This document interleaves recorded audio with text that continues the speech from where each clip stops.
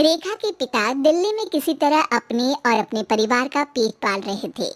पर एक दिन, अरे रमेश, तुम्हारी बेटी के तो समझो भाग्य ही खुल गए। वकील लड़के का रिश्ता आया है। अरे वाह, कब करना चाहते हैं शादी? वो लोग तो जल्द से जल्द ही करेंगे। बाकी शाम को मैंने रेखा को देखने के लिए बुला लिया है। तेरा घर छोटा है तो तुम लोग मेरे घर ही आ जाना।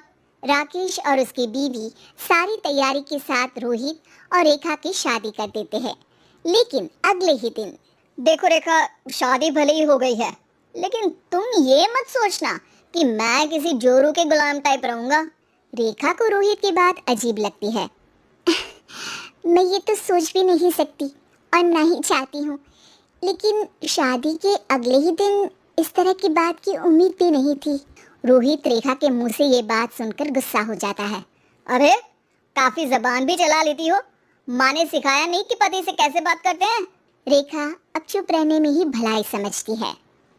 रेखा, जल्दी से नाश्ता तैयार कर लो।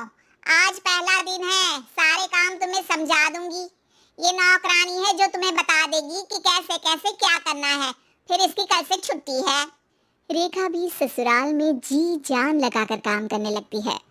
खाली समय मिलता तो पति के वकालत की किताब उठाकर पढ़ने लगती। ये क्या, जब देखो तब पढ़ती रहती है। अच्छा सुन, कल पिता के घर से 20,000 रुपए लेकर आना। मेरे छोटे बेटे की फीस भरनी है। लेकिन पापा क्यों भरेंगे उसकी फीस? अरे वाह जी वाह, पापा क्यों भरेंगे? तो ये बता, हम क्यों रखेंगे तुझे यहाँ? क्यों खाना देंगे फ्री में? अरे, क्योंकि मैं बहू हूँ इस घर की। तभी वहाँ रोहित आ जाता है। अरे वाह, बड़ी जबान चला रही हो। चुपचाप माँ जो कह रही है वैसा कर, वरना सामान उठा और जा अपनी झोपड़ी में। बेचारी रेखा क्या करती, पिता के घर जाती है, उनको सारा हाल बताती है। पिता भी जैसे तैसे पैसों का इंतजाम कर बेटी को ससुराल के लिए विदा करते हैं। देखा, अब कहाँ से आए पैसे?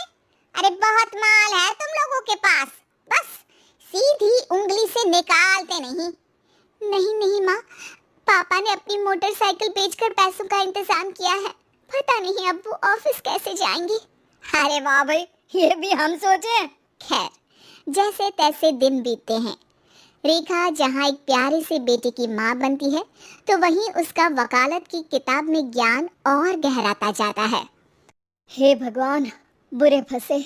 ये केस तो लगता है कि मैं हार ही जाऊंगा। देखिए, मैंने आपकी इस केस की फाइल पढ़ी थी। इस केस को जीतना बहुत ही आसान है। वाह भाई वाह, यहाँ वकालत की डिग्री लेकर भी मैं समझ नहीं पा रहा हूँ, और तुमने रोटी बनाते बनाते ही केस समझ लिया। अरे जाओ जाओ, जाकर मुन्ने को संभालो।